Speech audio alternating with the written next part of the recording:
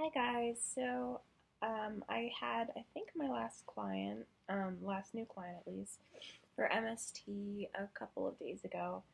And I'm just getting over a flu, so it was pretty hard to focus on anything really last week, including my other courses.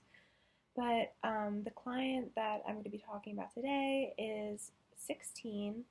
Um, Kind of the same issues I've been dealing with some of my other clients. She just doesn't like going to school. When she's there, she finds ways to leave school, leave the property, and the parents have a lot of, she made me drive her to the mall, or she made me ground her, or I had no choice, like she made me do it. And they're not really taking responsibility for the fact that they're kind of enabling her to do certain things. Um, for instance, she's supposed to be grounded right now, and we were working with the mom and stepdad on consequences, and they were like, you know what? Well, she made me take her to a party the other night to see her friends because her friends are going out of town. And I'm like, well, she didn't really have to make you. You guys are her main mode of transportation. It's your choice.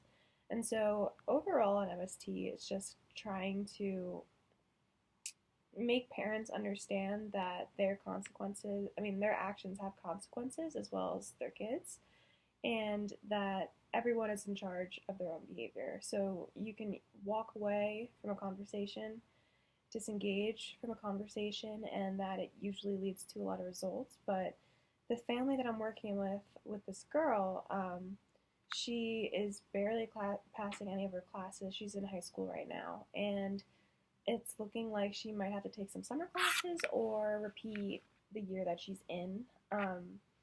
And I noticed when the daughter was, when I first did an assessment intake of her, she was very much kind of thinking that the MST team is just going to agree with everything she says and pick a side more or less. And so she kept blaming mom and dad.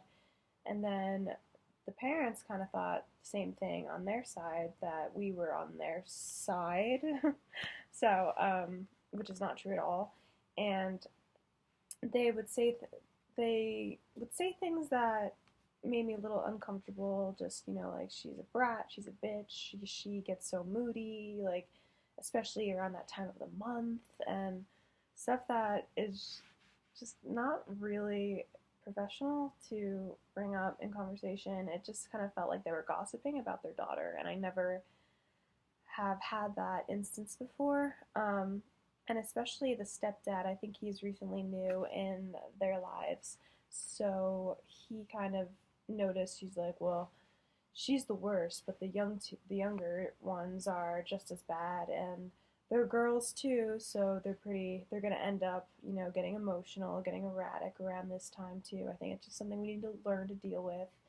And that made me pretty angry because I'm a feminist and I don't like when families like that can, label stereotypes in front of you. And I mean, as an intern, there were certain things I felt like I couldn't say.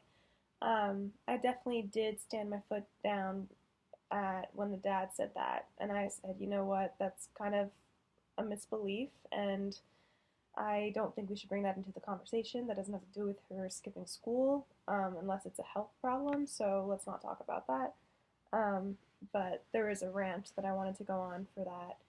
And I guess my question for this last week is, when you have a client who kind of pushes your buttons a little bit on their own opinions, that maybe make you angry or really frustrated, kind of putting you down, even as a girl or a therapist, or for your age or your race or etc.